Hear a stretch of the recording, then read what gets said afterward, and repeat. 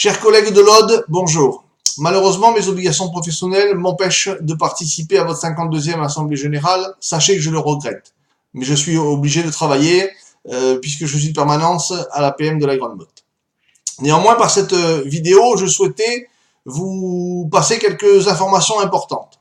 La première, les élections professionnelles. La Fédération autonome a vu sa place confortée dans notre région tout d'abord. Dans l'Aude, nous avons déposé des listes à la mairie de Carcassonne et au centre de gestion.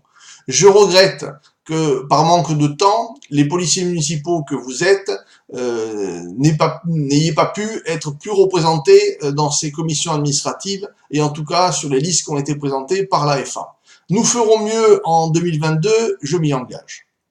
Vos collègues des PO du Gard et de l'Hérault ont effectué un travail important et je suis heureux de vous annoncer que la FAFPT est dans ces 3 départements la première organisation syndicale représentée dans les 3 centres de gestion. Au niveau de l'Occitanie, le développement de la fédération autonome est important et nous avons obtenu d'excellents résultats sur l'ensemble de notre nouvelle région administrative. Au niveau national cette fois-ci, au sein de la territoriale, la fédération autonome conforte sa 5e place d'organisation syndicale des territoriaux. Le petit regret, c'est que nous perdons un siège au Conseil supérieur, mais nous restons bien entendu représentatifs dans la fonction publique territoriale. Au niveau du Conseil commun, cette fois-ci, nous étions la 9e organisation, nous sommes propulsés 7e organisation pour l'interfonction publique. La bonne nouvelle veut également qu'à l'issue de ces élections, nous retrouvons nos postes au Conseil de discipline et de recours, au Conseil d'administration du CNFPT, dans les conseils régionaux du CNFPT, mais également au Conseil national du CNFPT. Et enfin, au sein de la commission consultative, je continuerai à représenter les policiers municipaux de la Fédération autonome, accompagné de Fabien Golfier. Je serai moi-même titulaire, Fabien restera mon suppléant. Tout naturellement, je vais vous parler de la commission consultative. Cette commission consultative va se réunir prochainement. Sous l'impulsion du ministre de l'Intérieur Castaner, des groupes de travail vont être constitués afin de faire avancer nos revendications légitimes. Je vous rappelle que, malgré l'importance de cette commission consultative, elle n'a pas officiellement compétence pour traiter des problématiques salariales et sociales, même s'il faut le reconnaître que c'est dans cette instance que les propositions sont faites, en vue d'être représentées ensuite au Conseil supérieur de la fonction publique territoriale. Au niveau de l'évolution de notre métier, forcément, vous êtes dans des attentes importantes et il faut bien reconnaître que le calendrier préélectoral ne nous sera pas favorable. Je m'explique et vous allez vite le comprendre. Élections européennes cette année et puis l'année prochaine, les élections municipales.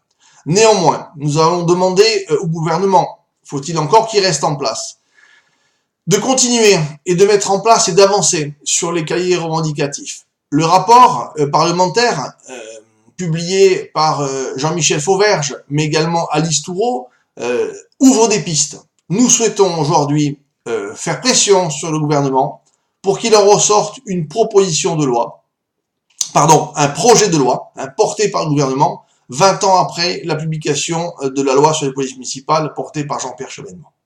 L'espoir est important. Le rapport parlementaire de Jean-Michel Fauverge et Alice Toureau ouvre des pistes, ouvre des perspectives, notamment en matière d'armement. Je précise que les 2 parlementaires souhaitent que l'armement soit obligatoire, que les maires devront justifier le fait de ne pas armer leur police municipale. Notons, pour un petit clin d'œil, que cette mention figure dans le cahier revendicatif de notre fédération autonome. En matière salariale et sociale, Jean-Michel Fauverge et Alice Toureau ne s'interdisent rien. Ils parlent même de rendre plus attractif le cadre d'emploi des chefs de service. Ils parlent même des conditions de rémunération des agents de catégorie C. Je crois que nous avons une ouverture possible, c'est le continuum de sécurité. Si on veut positionner les polices municipales à leur juste place, nous devons impérativement travailler sur le côté salarial et social. La grande réforme des retraites va modifier forcément la mise en œuvre et la mise en place des régimes indemnitaires. Je précise que le haut représentant aux retraites, Monsieur Delannoy, a aujourd'hui une feuille de route très claire. J'ai un espoir que nos régimes indemnitaires soient pris en considération pour le calcul de nos retraites. Néanmoins, ça sera certainement pas sans frais. Il faut bien s'attendre à une contrepartie. Alors tous ces sujets seront abordés, je l'espère, dès le mois de février, en présence du ministre Castaner, au sein du ministère de l'Intérieur, dès lors que l'ensemble des organisations syndicales auront désigné leurs représentants. Quelques points. L'accès aux fichiers. Vous savez que j'ai eu la chance que la Grande Motte soit identifiée comme la ville pilote, une des 11 villes pilotes pour expérimenter l'accessibilité aux fichiers. Je me suis longuement entretenu hier avec votre secrétaire général Bruno Gonzalez. D'ailleurs, je remercie toute son équipe pour le travail qu'il réalise au quotidien, et également sur la proximité qui s'est établie entre votre syndicat et moi-même, parce que je crois que Bruno est certainement le représentant départemental à me solliciter le plus, et toujours pour des interventions très pertinentes. Donc l'accès aux fichiers fonctionne maintenant depuis une dizaine de jours à la Grande Motte. La Grande Motte est la première ville en France à être connectée aux fichiers. Les autres communes, les 10 autres communes rencontrent quelques difficultés d'accessibilité, d'obtention des certificats numériques. Ce que je peux vous dire, c'est que le dispositif, il est opérant. Il n'est pas satisfaisant. On doit avoir un appareil fixe. Et bien entendu, pour ceux qui travaillent comme la Grande Motte, avec des effectifs qui ne sont pas spécialement importants et sans stationnaire, nous allons être embêtés. Rentrer au bureau pour passer un véhicule au fichier ou une personne au fichier des permis de conduire, ce n'est pas opérant. Bien entendu, nous souhaitons à ce qu'on puisse avoir des tablettes numériques et travailler sur des smartphones pour pouvoir accéder à ce fichier, à l'instar de ce que font nos collègues de la police et de la gendarmerie nationale. Autre point, aujourd'hui, seul le fichier national des permis de conduire est accessible.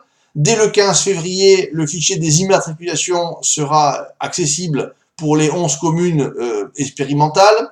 Et ensuite, donc 8 semaines après, ce qui porte à peu près vers la mi-avril, le déploiement sur l'ensemble des collectivités qui souhaiteront en faire la demande. D'un point de vue d'un coût, il faut compter quand même pas loin de 150 € par agent pour obtenir le certificat numérique.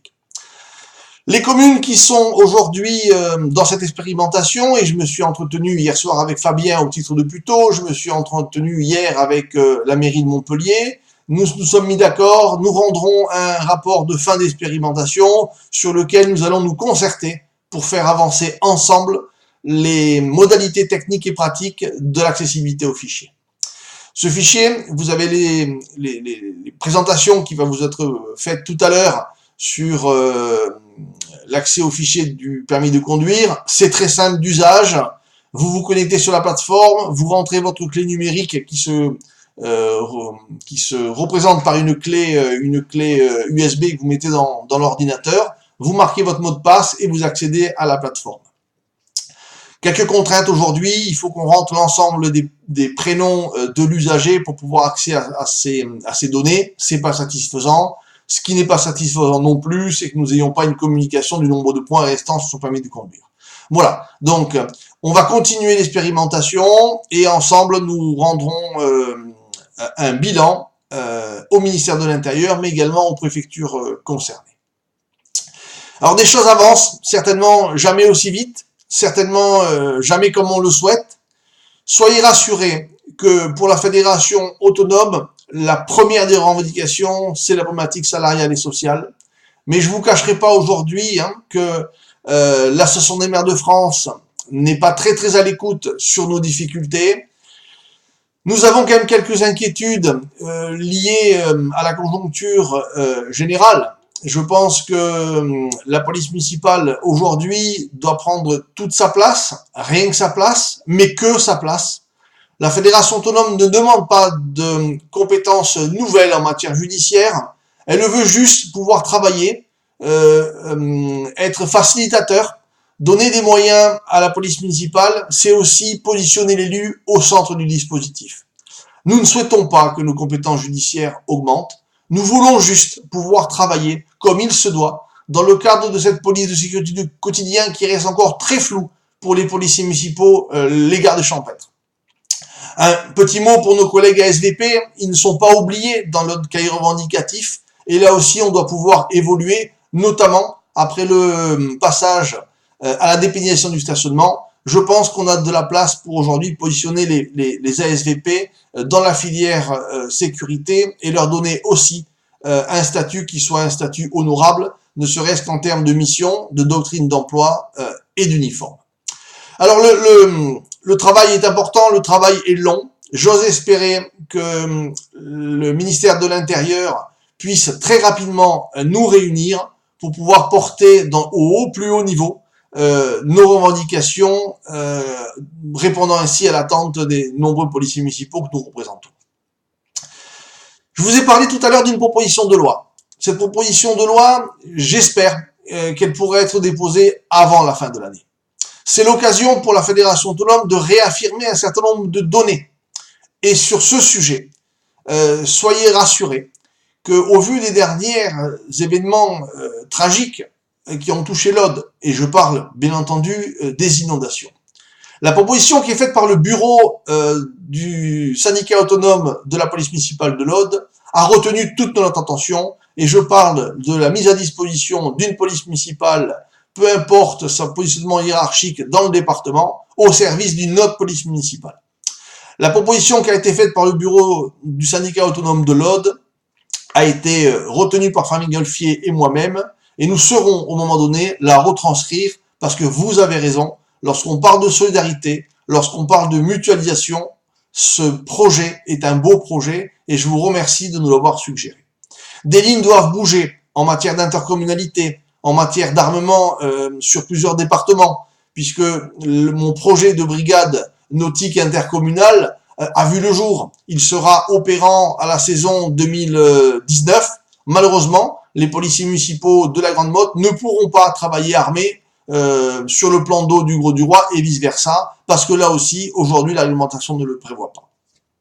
Alors, je ne voudrais pas parler que de travail, mais je voudrais revenir un petit peu sur notre cahier revendicatif. Pour nous, aujourd'hui, sur le volet social, je vous le confirme, c'est notre principale priorité.